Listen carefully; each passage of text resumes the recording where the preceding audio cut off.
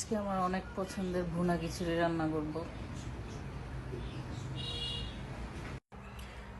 Processing চলতেছে, chicken ভুনা খিচুড়ি রান্না হবে।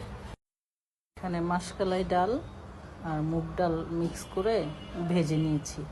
এর সাথে আমি মসুরের ডালও দিয়ে দিব। টোটাল 3 রকমের ডাল দিতে হবে।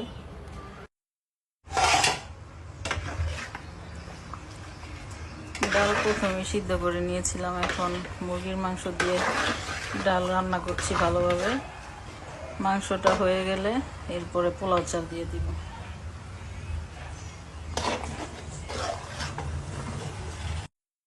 ফাইনালি আমার ভুনা খিচুড়ি হয়ে গিয়েছে, যেটা আঠালো আঠালো হবে। ঘি দিয়ে দিয়েছি। আঠালো ভুনা খিচুড়ি খেতে অনেক বেশি মজা।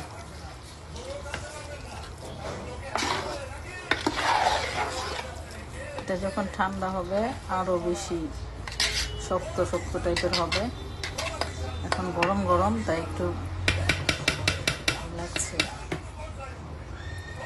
খিচুড়িটা খেতে অনেক বেশি মজা, অনেক বেশি। সবাই রান্না করে খাবেন। আল্লাহ হাফেজ।